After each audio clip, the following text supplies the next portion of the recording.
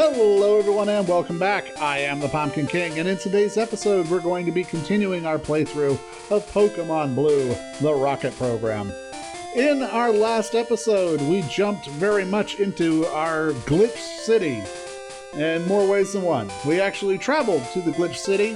We also played around with some of the fun stuff you can do with the terrible coding around the Safari Zone. And in today's episode, we're going to be continuing with that same idea. Now, in the intervening time, I have captured a few more Pokemon.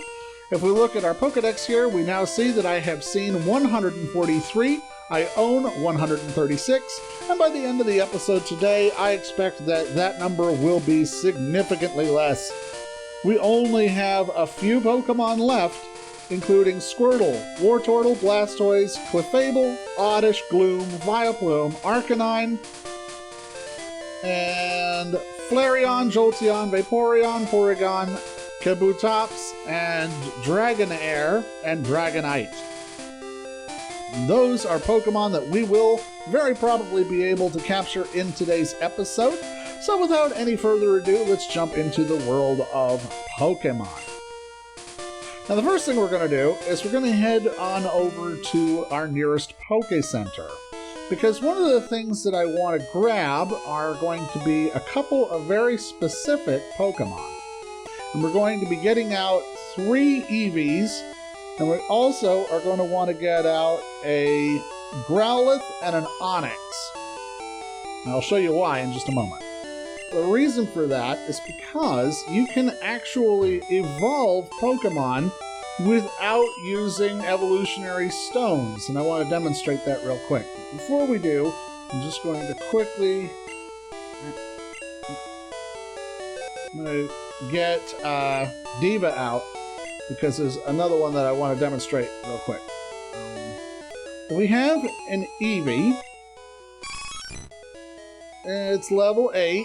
It's got 217 experience points before it evolves into level 9. Now, if I take this Eevee and I put it up front like this, and then we go find us some wild Pokemon, I can actually induce it to evolve. Alright, we'll switch over to Onix. And, yeah, Slam's fine. Cool. So we beat the Weeping Bell. Eevee gained 158 experience points and grew to level 9. Now, it ought to evolve based on an evolutionary stone once we're done with all of this. I may take the XP all off because it's really not helping me right now. But yeah, there we go. It's now evolving. And it's going to evolve into a Vaporeon because I had traded it out with Onix. Now the reason that this works is because the hexadecimal symbol for Onix is the same number as a water stone. Which means that if I had a Pokemon that is susceptible to evolving with a water stone, the game thinks that I used a water stone on that Pokemon even though I definitely didn't in order to evolve it in battle. Okay, so we just evolved our Eevee, and once again, if we take a look, we're going to be able to see that it should have gotten us to the point where Eevee is going to evolve, because we were trading out with this Growlithe. And Jolteon!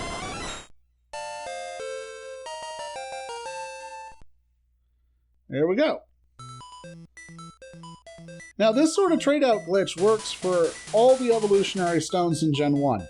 And this is really cool because this means that you don't have to spend any money whatsoever on buying evolutionary stones. But for me, it's particularly useful because it means that if something happens and you miss one of the moonstones in particular, then you can solve that problem pretty easily by just using this glitch. Now, looking at the list of Pokemon that we still need to capture, I believe the next one that is on that list is going to be Oddish. Let's see. Nope. The next one is going to be Squirtle. with a special stat of 177. Unfortunately, we have thought ahead and captured some Pokemon with high special stat already, so that we can go ahead and jump right into that. Okay, welcome back. It's only been a second for you, but it's been over an hour for me. But the good news is, we managed to get a Pokemon to get exactly the stats that we need, the special 177, that's going to get us our Squirtle. We also still have Diva and Vanellope on our team, and now we will go and acquire ourselves a Squirtle.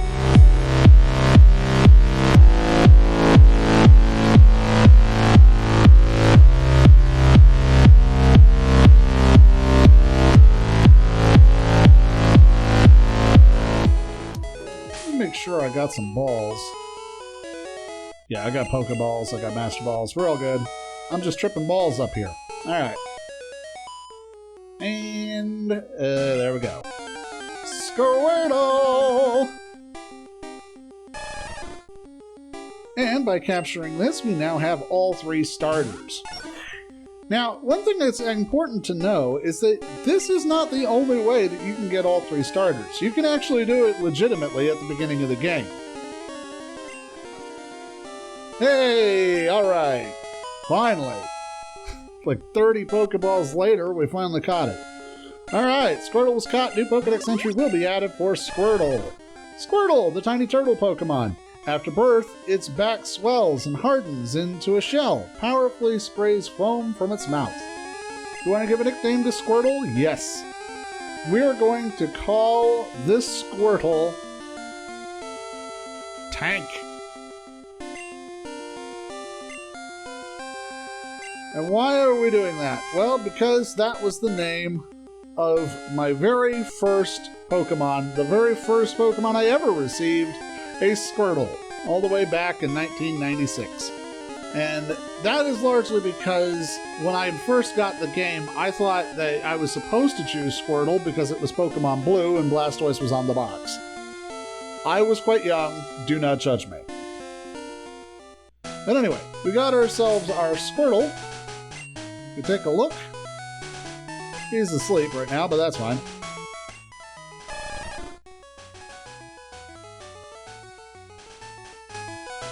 Cool. We're actually going to use this Pokemon to catch another one here in Cerulean City. And we're not doing it via the Ditto glitch either. We're going to catch this one legit. And if we head right over here to Misty's gym, we go inside. Now, we know Misty's gym pretty well. We know that there's water in here. We know that everything is, you know, water themed. But what you might not know is that if you come over to the statue here and you use your fishing rod, you can actually fish into the statue. And if you do this enough, you can actually catch Pokemon inside Misty's gym. And there's the Psyduck. I assume this is the one that was following her around in the anime. Now, this is important to know. Why is this important? Because water-type Pokemon are very hard to come by in early game. If you're playing a Charmander or a Bulbasaur and you're started up, you're not going to get any water-type Pokemon until you buy the Magikarp off of the guy for 500 Pokebucks. And even then, it's going to be utter garbage. Whereas here, you can come in, you can fish into the pillar, and you can capture water-type Pokemon right away. Now, admittedly, you will still only be able to catch Magikarp because you'll only have access to the old rod by this point if you decide to go down to Vermilion City before you take on Misty's gym. But the important thing to remember is that you can actually fish inside the gym and you can actually catch Pokemon. And it's not just here either. You can catch Pokemon in all of the statues in all of the gyms. By the way, while we're here at Misty's gym, we're going to... Do we have the TM for... We do. We're going to teach Surf to our Squirtle. There we go. And if we look at the water, we can, of course, surf inside the gym and battle Misty directly if I wanted to. Here's something else that's cool. If I bring up the start menu, and then I take it off, I can actually walk on water if I get off of tank. It lets me just stand on water and just be here. It's absolutely hilarious. Now, obviously, I can't go anywhere, but it's funny that it lets you just stand on water like that. When we go into our list, we're going to see that I have a level 143 Kingler, which is impossible. Level cap's 100. But I captured this one whilst I was doing the Masigno glitch over on Cinnabar Island. And what's good about this is, because it's already over 100, it doesn't really matter about its special or its attack or any of that.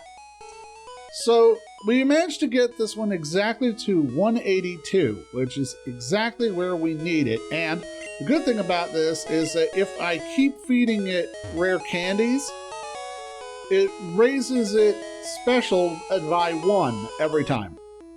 Which is good, because we have a line of Pokemon that we are going to need to be catching, with their numbers being 182, 183, and 184, and 185.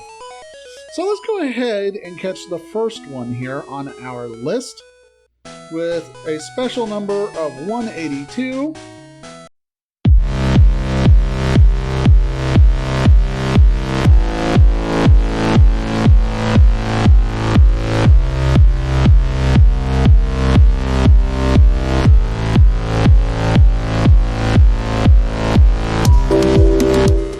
Okay, now the moment of truth. We're going to see if the Pokemon that I get out of this is going to be the one that I want. Now we're looking for the fossil Kabutops. I don't know if this is going to be it or not, because it copies the special from the last Pokemon you fought. It's part of the ditto glitch. And the ditto that we fought, theoretically, had a copy on our Kingler that was at the time level 143 and had 182 as its special stat. So hopefully we get ourselves the Kabutops, but let's find out. Yes! Fossil Kabutops! So cool! It's the coolest of the Masignos, I think. Okay, and we can actually battle this proper. What? This vice grip, that's so cool. This is such a cool fight. I'm so happy about this. I'm just drinking this in right now.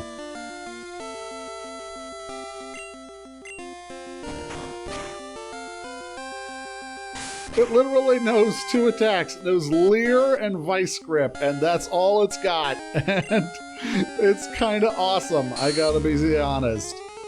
Now, I don't want to use Surf because it would be weak to it, being a rock type. So we're just gonna keep tackling, I guess. Oh, it knows Bubble, too. Okay, alright, I'll take that. Okay, and if we get our Pokeball going... Whoop.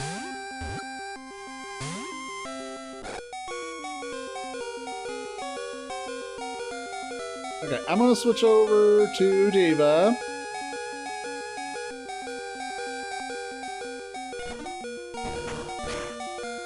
And we'll heal up real quick, and then I'll put it to sleep, and then I should be able to catch it.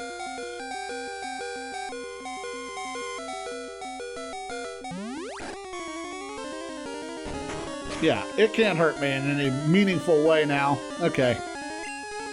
Let's get these balls on lock.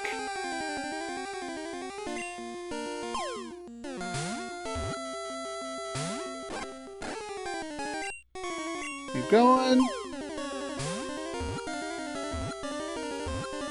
There we go. Masigno was caught! You want to give a nickname to Masigno? Yes. Yeah, we're going to call this... We're going to call this Ostrom, after Charles Ostrom, who discovered dinosaurs.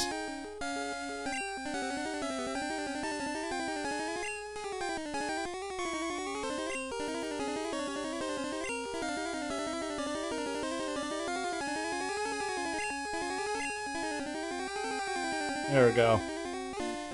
Now, if we open up our Pokemon list and we take a look at Ostrom, he is still the Masigno. He is still the Kabutops, the fossil Kabutops. We just can't see him. If we take a look at his stats, you can see that he's got all the stats that Kabutops would have at this level. And, yeah, so we got ourselves our first fossil Pokemon, and we can also officially say that we've captured a Kabutops, though, of course, it doesn't register it on our Pokedex since it's a Masigno. However, it was a Masigno that was captured completely legit and is not going to affect our game at all. This is really good news because there's more Pokemon that we want to try and catch in this same way, and in order to do that, we are going to probably need to go get ourselves another glitched out Kingler. Alright, we got ourselves another 143 Kingler. Bing bong boom. By the way, the artifacts that you're seeing for the character sprites, that is a result of catching a Masigno. They will actually even themselves out. I don't need to name this. Cool. So, we got our new Kingler. Let's check out his stats. 159, okay. That's not bad. So, let us go ahead and give him some calcium and see what that does.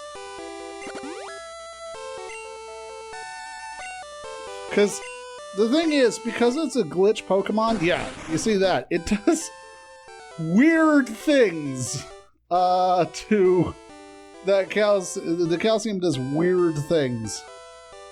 Because we just jumped like over 20 points with a single calcium there. So, I'm going to save real quick in case I overshoot it.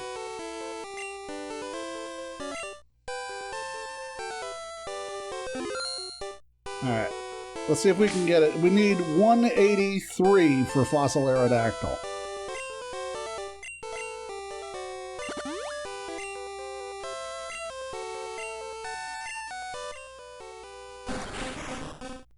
We did. We overshot it. But I'm not going to reset just yet. Let's go get ourselves the Oddish, because we're at 185. We can go get an Oddish, and then we'll try it again. And we're actually going to evolve this Oddish all the way on up today, too. We're going to be able to do that thanks to having a Psyduck on our team. So we'll be able to fully evolve this Oddish today, and that will be the last Pokemon that needs a Leaf Stone, I believe. We do still need to get a very particular Masigno for the glitch to get the Firestone. And honestly, I have nearly unlimited wealth. It's probably better to just buy a Firestone. The thing about the glitch is it's not something that's particularly useful. Like, it's kind of cool. It's cool to know, but like, it doesn't really help you very much in Gen 1 because you could just buy evolutionary stones. You know, like, the only one really that matters is the Execute, in case you miss one of the Moonstones. But that's really the only one that you're going to get any particular value out of with doing this particular glitch.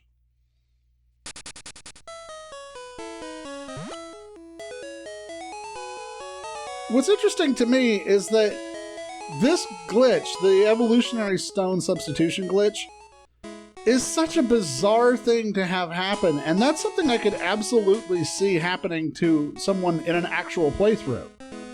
You know? Like, they'd just be walking along, minding their own business back in 1996. You know, they have their Pokemon, and they just trade out and accidentally evolve it into something else. I'm not into it, but okay, let's go. All right. Come on, man.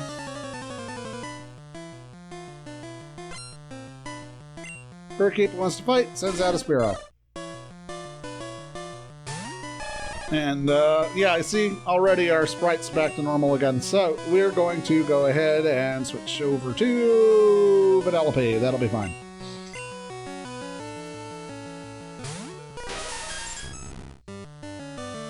Uses Mirror Move, it fails, and we will fly. Tries for a Fury Attack, it misses. Fly's probably not going to KO it in one hit just because it is a flying type Pokemon, but we're also going to fly here. It's going to land its attack first and miss. We're going to land our attack and then kill it. Cool. Yeah, tank grew to level 10. I fully expect that we're going to have a Wartortle before we're done with today's episode. And actually, I know for certain we're going to have one, because if he doesn't level up to evolution point on his own, we'll just feed him rare candies until he does. Will I change Pokemon? No. Sends out a Fearow. And we're going to Mega Punch. Get that critical. Hits us with a Growl, which, because we have the badge boost, doesn't matter. And, yeah, let's roll the dice with the Metronome. Metronome's always fun. What we got? Rest! Well, that didn't help at all. Okay, screw it, one more. Metronome is one of those moves that's like wild magic in D&D. Sometimes it's really cool, but most of the time it's kind of lame. Alright, let's Mega Punch again. There you go. Oh, Vanellope grew to level 31. Very good. And we defeated the Bird Keeper. I knew it! Okay, cool, man. Cool story, bro. Now we need to find ourselves the Oddish.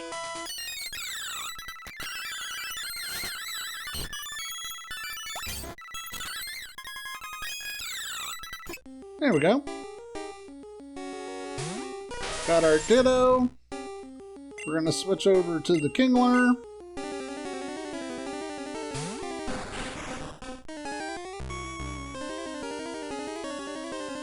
Nice.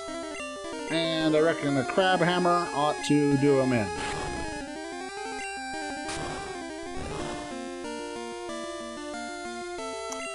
There we go. Cool. And we grew to level 100. Yep. And honestly, it might... Well, no. We'll probably just release him and get another one. But that's okay, because we'll have basically an unlimited number of them. So let's fly back to Silver City. And then we will go and capture our Oddish.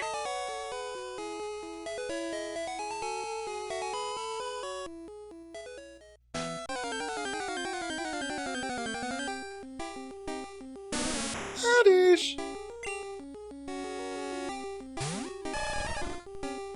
And tackle.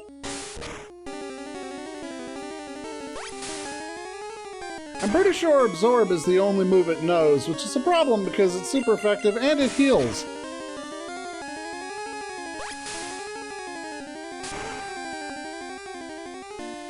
If it becomes too much of an issue, we can just switch over to a different Pokemon. In fact, actually, yeah, let's do that. We're going to switch over to Diva. We'll put it to sleep, and then we'll catch it.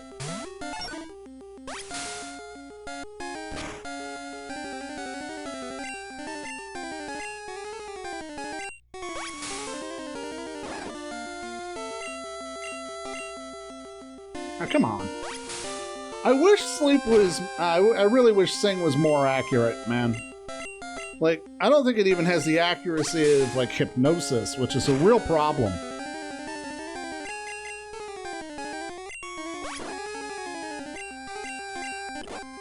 Okay, Oddish is asleep. Pokeball.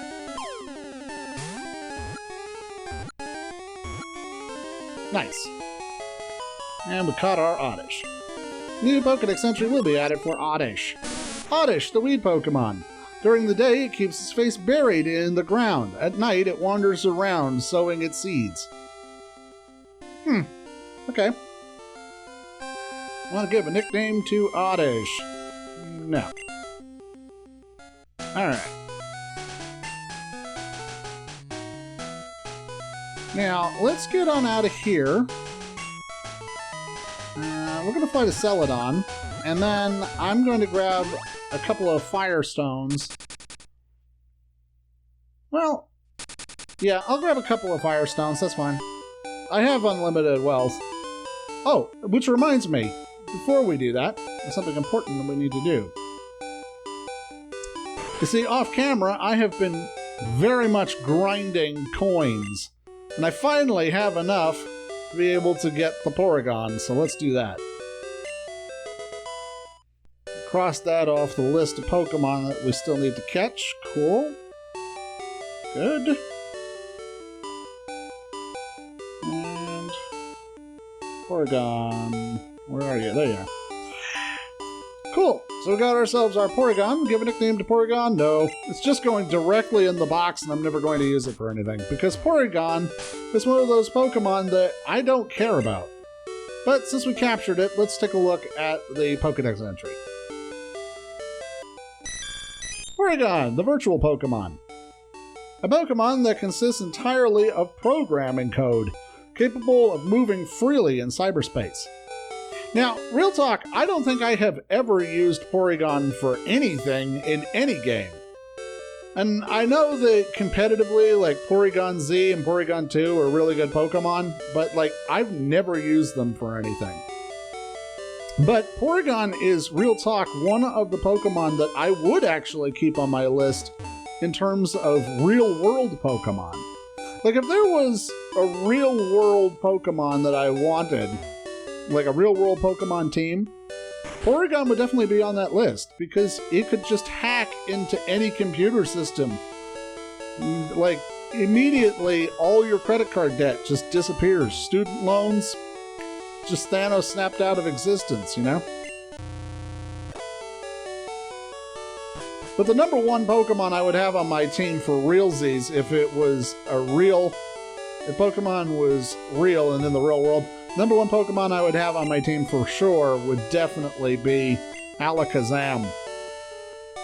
I'm gonna get, well,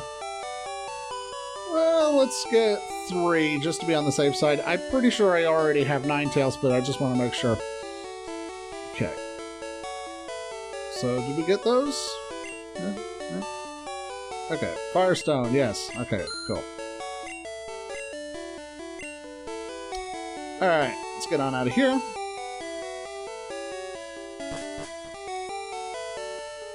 But yeah, you'd always want an Alakazam on your team. Like, Alakazam would be the most absurd Pokemon in real life. Like Alakazam would be the Pokemon to have on your team because it has an IQ of over 5,000. It has psychic abilities that basically make it like the Phoenix Force from X-Men. And on top of all of that, it also has the ability to teleport, which, again, is a moving Pokemon that you don't really get a lot of utility with, but in real life, that would be such a useful thing to have. And in any case, I would definitely want one on my team because I would feel really nervous about training it and using it against people in battle. You know, like, it wouldn't be on my team so much as I would be on its team. You know, like, if Alakazam was real, you would want to tippy-toe around that guy because he could rip you apart with his mind if he wanted to. Okay, let's go ahead and deposit this Kingler. And this Porygon that nobody cares about. And then we will get this last Eevee. Whoop. And we'll get the Growlithe out. Because I don't think I have any more Pokemon that need to be evolved with the Thunderstone. No, I don't. Alright, cool. So we got those. And then I just need to evolve them real quick. I'm pretty sure I've already got a Ninetales. It's not on my list, so I think I must already have it. We use a Firestone on Growlithe. What? Growlithe is evolving!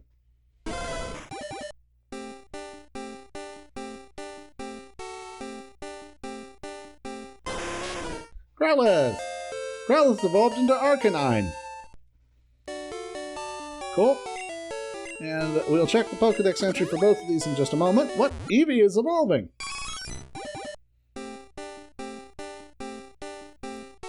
It evolves into Flareon. Here we go. And then we'll go ahead and deposit both of those and check our Pokedex. I don't think I read the entries for Vaporeon and Jolteon either, so we'll read those right now. Vaporeon, the Bubble Jet Pokemon, lives close to water. Its long tail is ridged with fin, which is often mistaken for a mermaid's. Okay. Jolteon, the lightning Pokemon. It accumulates negative ions in the atmosphere to blast out 10,000 volt lightning bolts. That's actually really, really low for lightning. That sounds like a lot. It's like, oh, 10,000 volts, ooh. But actually, real lightning is on the order of millions of bolts. Flareon, the flame Pokemon. When storing thermal energy in its body, its temperature could soar over 1,600 degrees.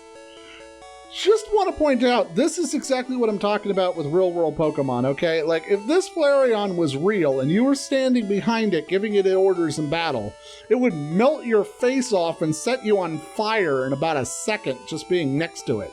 Like, are you kidding me with this? How absurd! It would singe your eyebrows off just looking at it.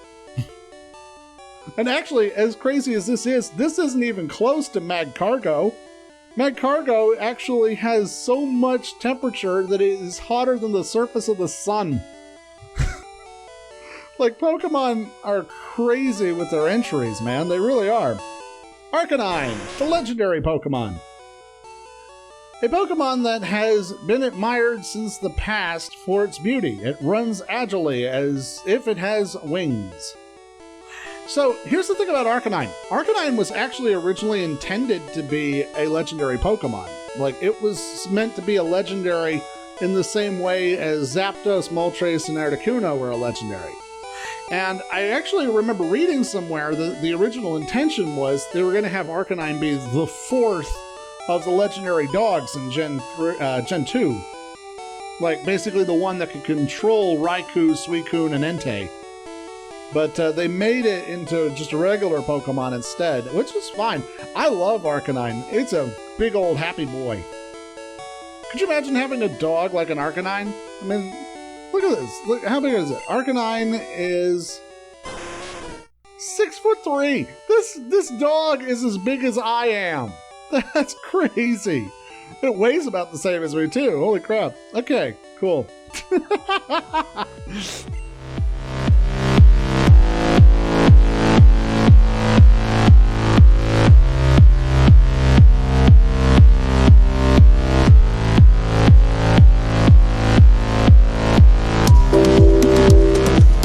Okay, Gloom is evolving.